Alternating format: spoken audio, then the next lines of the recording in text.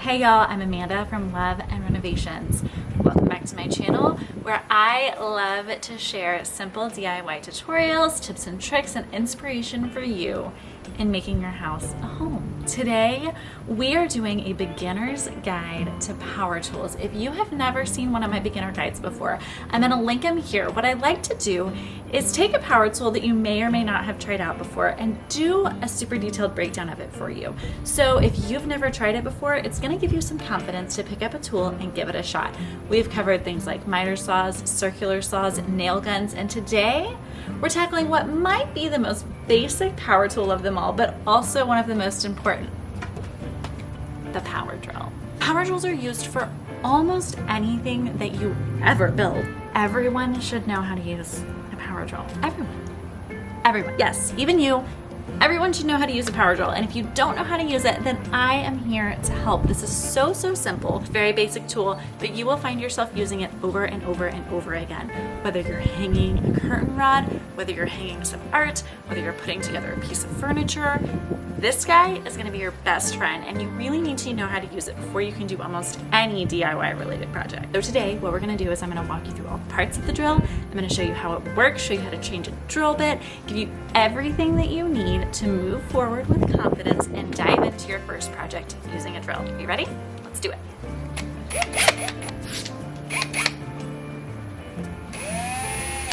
I really like to stick to a battery-powered cordless drill. You can buy corded drills.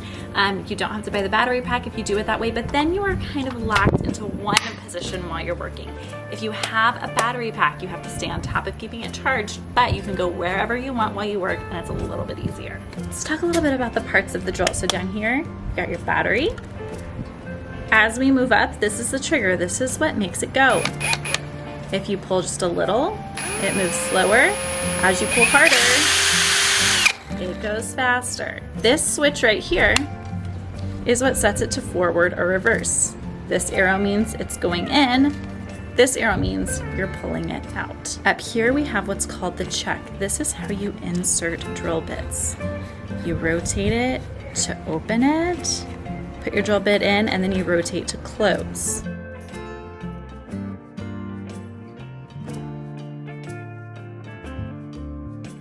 You've got the torque control up here. This controls how much power is being given to the drill. I usually keep it on a higher number, and on this particular drill, you've got different switches for different activities. When you're drilling, you're gonna want it on this drill bit right here. And then finally, you have the gear switch up here. It's all about the speed of the drill, and if you're struggling with your screws getting stripped or things just not working the way that you want it to, try messing with these switches and these controls and see if that helps you out at all. Here's what it looks like to actually use the drills. Simply place the drill bit against whatever you're trying to drill your hole in, pull the trigger, and use some pressure to drill your hole. If you're driving a screw in, you'll use a driver bit. This particular screw is self-drilling, which means that I don't need to pre-drill a pilot hole, but if you're using a regular screw, you'll want to. Simply use the forward motion of the drill to drive the screw in, and then if you want to pull it out, you just flip the switch to reverse, press the drill bit into the head of the screw, and it'll pull it out for you.